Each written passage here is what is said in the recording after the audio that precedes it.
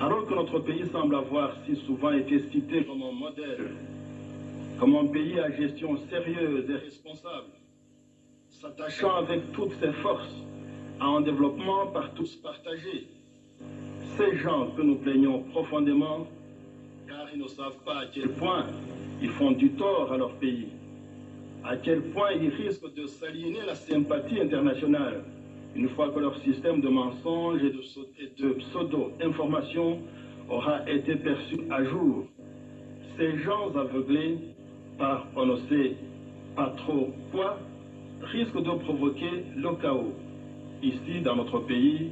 et dans notre région. Au fond, leur aveuglement ne peut que conduire à faire embraser notre pays par une guerre civile, à précipiter dans le chaos notre région, connue pour sa stabilité et l'entente cordiale régnant entre les peuples et leur gouvernement. Cet aveuglement ne rendrait-il pas impossible toute idée de partage dans la lutte pour un progrès toujours plus réel du Rwanda? Cet aveuglement ne rendrait-il pas impossible toute idée de négociation, toute idée de progrès réel, toute idée d'un développement continu,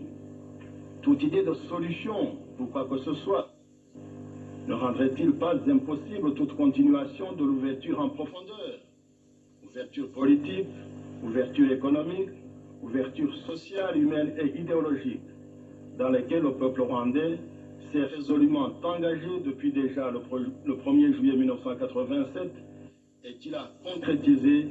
qu'il va continuer à concrétiser par tant de preuves tangibles. Que cet acharnement aveugle contre notre pays risque de rendre tout cela impossible, nous le regrettons profondément. Tantes et militants, écoutez-moi bien. Écoutez-moi bien, l'ennemi qui accable notre pays en y introduisant le feu et le sang ne cherche rien de plus que de dresser les uns contre les autres. Ne cherche rien de plus que de vouloir prouver que 17 ans de paix nationale ne serait qu'une façade et qu'il serait facile de troubler l'entente ethnique régnant dans notre pays. Nous devons à tout prix éviter de tomber dans ce piège infernal. Comme je vous l'ai dit, rien ne serait plus injuste, rien ne serait plus délétère pour notre pays que si nous nous mettions à confondre les choses et à considérer nos frères et nos sœurs, de quelque ethnie qu'ils soient, comme responsables de l'agression armée contre notre pays. Quelle que soit votre colère à l'égard de ces quelques traîtres s'étant joints aux rebelles, quelle que soit votre inquiétude à l'égard des tentatives d'illuminer, de vouloir réinstaurer dans notre pays un régime féodal de notre âge, qui veulent revenir au passé, qui voudraient se fondre dans des ensembles super régionaux,